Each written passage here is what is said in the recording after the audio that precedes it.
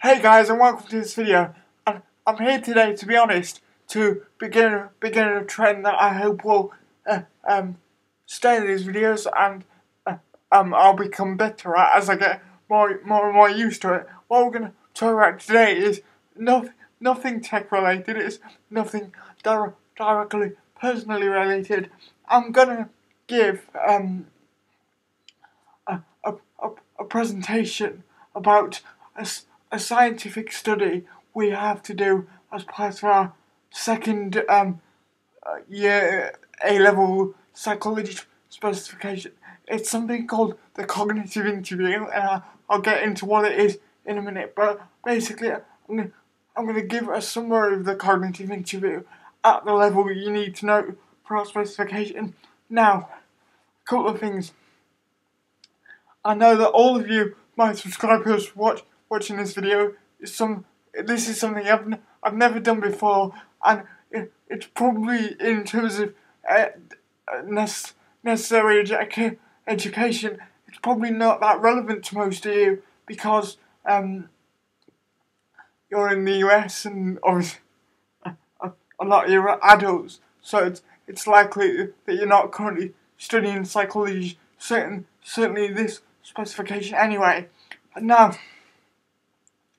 the reason why I'm doing it is because I think talking about it will help me to learn more about the stuff, because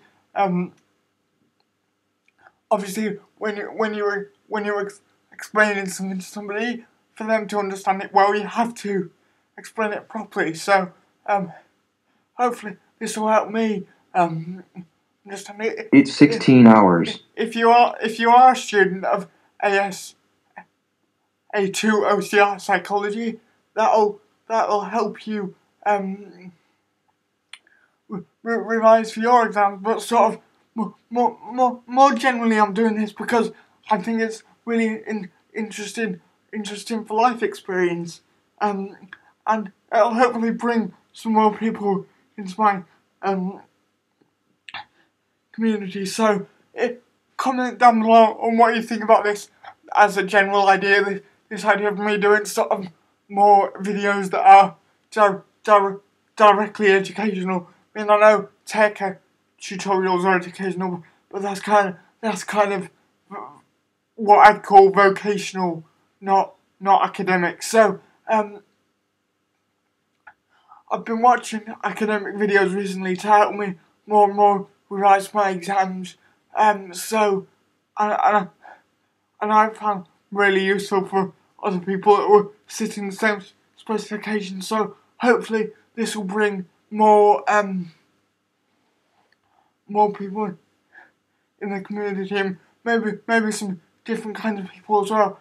And like I said, even if you don't think you would enjoy psychology, I just think it's good life experience in general. So I'm just throwing these videos out there just to see how they get received. So leave your comments down below, and if you don't like them, we won't do any more of them. But if you do, we will. So just a bit of background. There's 4 units to our the qualification that we do, and I'm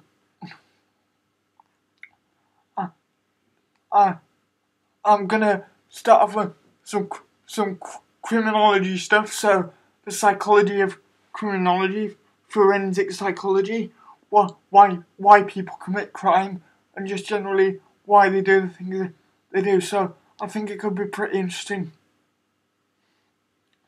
Anyway, as I mentioned at the very beginning of the video, specifically what we're going to talk about is something called the cognitive interview.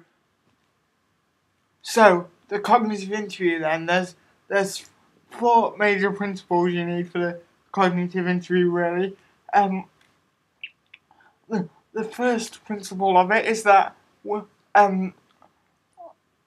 interviewers should reinstate the environment where the event happens. So that you're more to remember more information if you put your mind back into the state that it was when the event happened. So that could be anything from asking them to describe peripheral details such as where they were, what they were wearing, to actually asking them events about the crime, but to place it in the context of the crime, and that is called interview similarity, making the interview similar to when the crime happened. So then the person will put themselves back in the crime situation, and they're more likely to remember more about it. The second principle is focused retrieval, and that's the interviewer shouldn't interrupt the witness, but they should prompt the witness by asking them follow-up questions and helping them to remember. The third one is extensive retrieval, and that means that they shouldn't hurry the witness along. They shouldn't allow the witness to give up. Basically, claiming obviously they can allow them to give up, but if they say they can't remember, they should ask follow-up questions. Although they need to make sure they're not leading questions, but they should ask follow-up questions to make that clearer and to make it easy for them to remember. So we've got interview similarity, focused retrieval, extensive retrieval. The last key concept is something called witness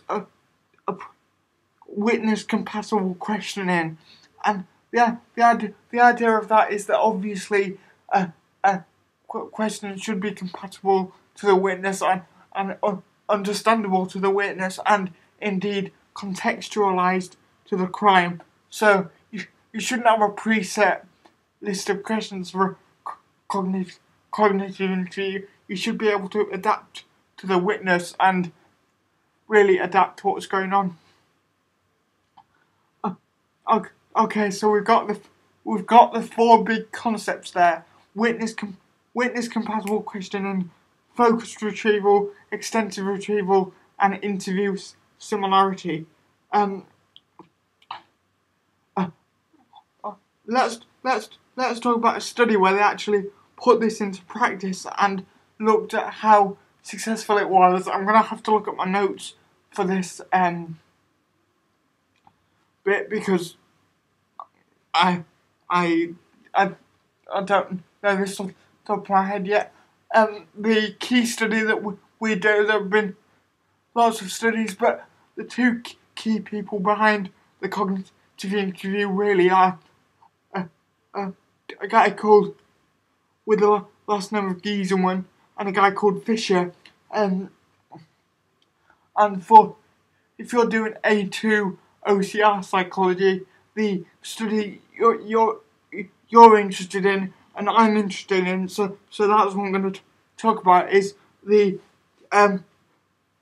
Fisher and Gieselman 1989 study. And what they did was they got detectives from Chicago, so right there you've seen some problems with ethnocentricity and generalizability of results, but they got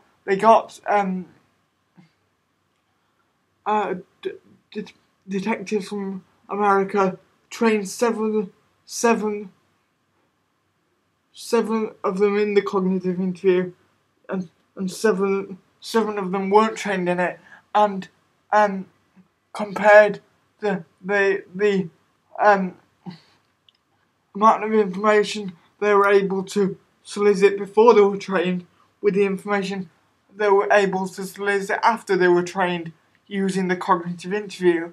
And they found, this is the key finding, after they'd been trained, they were able to solicit on average 47% more information from witnesses, accurate information at that, as a result of using the cognitive interview rather than a sort of less structured interview. And I think I might have said Chicago before, but they were I think I'll just check my notes. I believe it was yeah,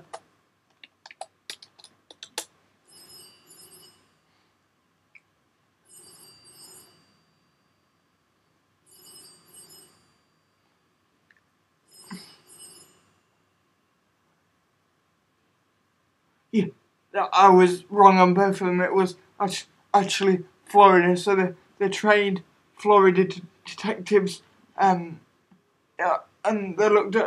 they trained them, but then they waited for them to do real life interviews, so they weren't actually made up crimes.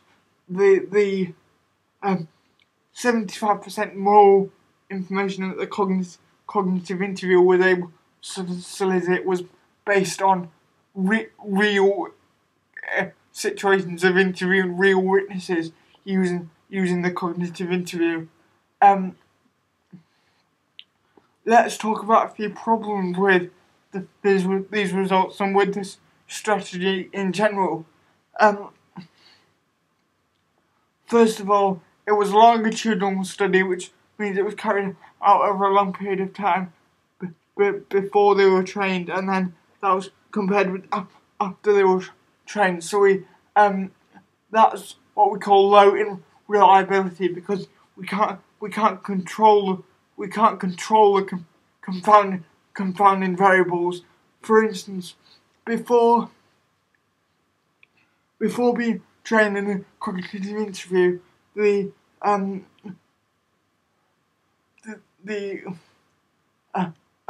one of the detectives may have had particularly boring cases that would make him less committed to soliciting information from the witnesses. So therefore, and if he got exciting cases after doing the cognitive interview, that might be why he was able to solicit 47% more information, because he was trying that a bit harder, and it wasn't necessarily due to the cognitive interview, his general interview technique. It was more due to just that he was listening more intently and asked better follow-up questions. So that's just an example of a study and some maybe problems with that study. So let's go over this again. There's 4 big principles to the cognitive interview. Remember, they are interview similarity, so the interviewer should reinstate the situation in the witness's mind. Extensive retrieval, so the interviewee should be able to report anything they can think, regardless of how structured it is. They should also be encouraged by the interviewer, not by leading questions, but by follow-up questions. They should encourage them not to give up. The next one is focus retrieval, so the interviewer should ask questions that allow them to focus and really sort of think about what's going on. So and then we have the last one, which is witness compatible questioning, which is the most obvious one of all, which means you have to be able to adapt to this situation of the interview and to individual differences between individuals. So those are really the 4 main principles of the cognitive interview. A couple of other things that I want to talk about just quickly. A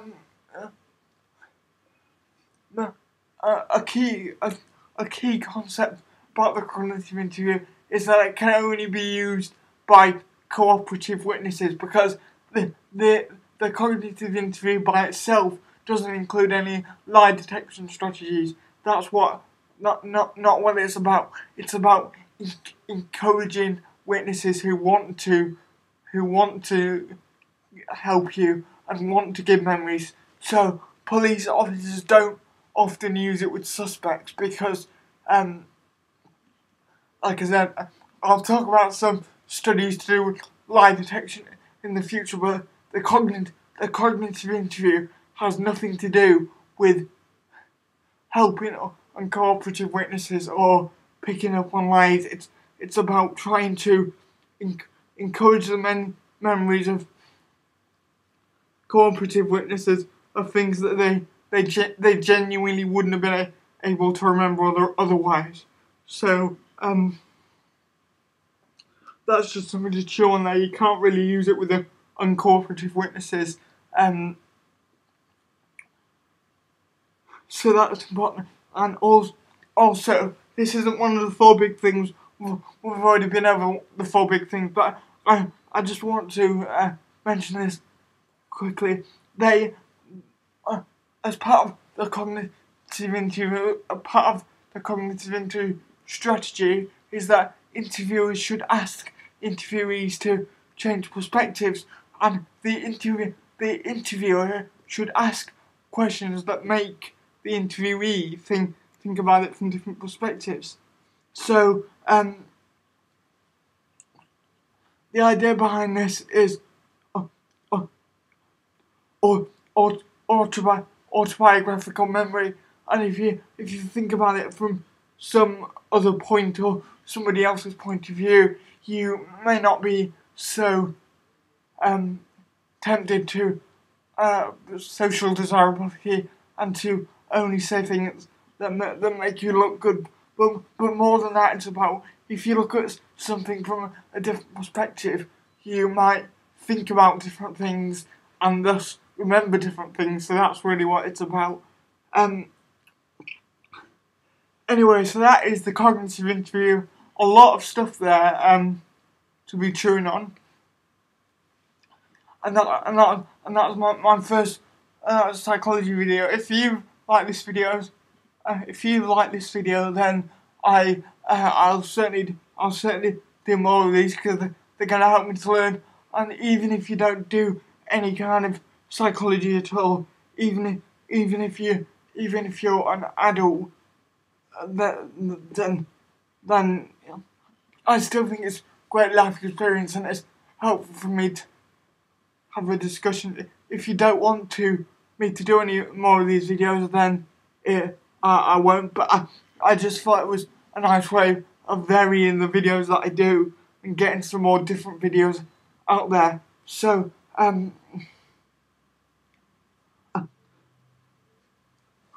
another thing I do want you to remember, if you're revising for the same specification as I am, OCR A2 Psychology, paper number G543.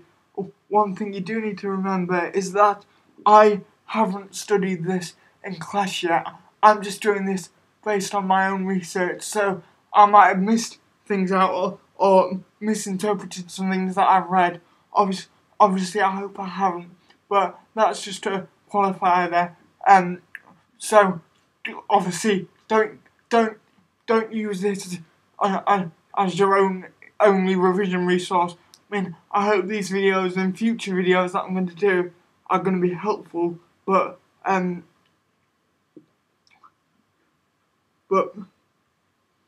yeah. So that's the cognitive interview. 4 big things: interview similarity, extensive retrieval, focused retrieval, and witness compatible questioning.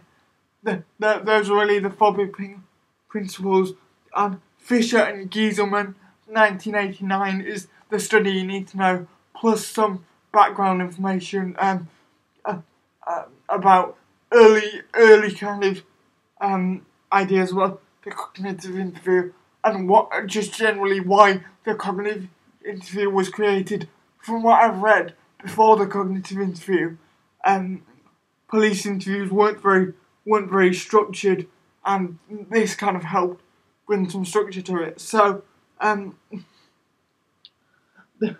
that's it leave your comments down below on what you thought of this. If you want to take videos, then if you only want to take videos, then please feel free to say that.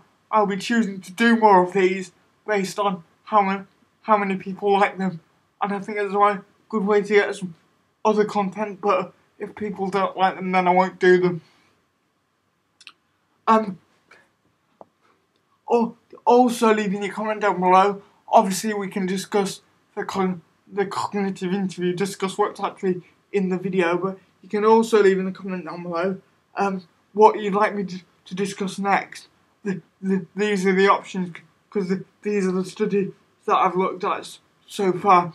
A phenomenon called weapon focus, and that is why we focus on weapons more when we're not just at crime scenes, but when we're actually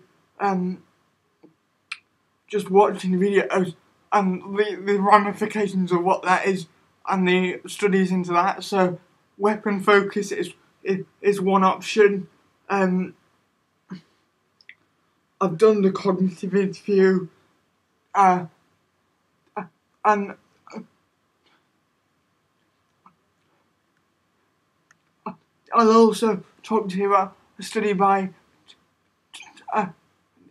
two psychologists named Pennington and Hassel about how the order of evidence you present at a trial affects the whether verdict is guilty or not guilty. That one's really interesting. Testing two models: story model, which is, well, I'll talk about another time, but testing story model as opposed to witness order. But anyway, choose one of those for next time. That is, if you want there to be a next time in this video. So that is weapon focus, or a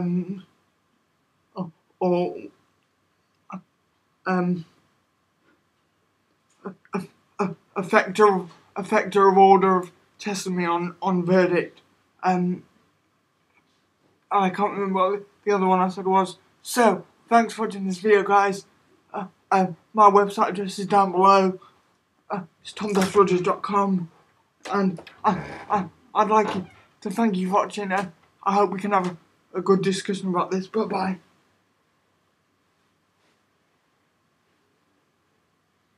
bye.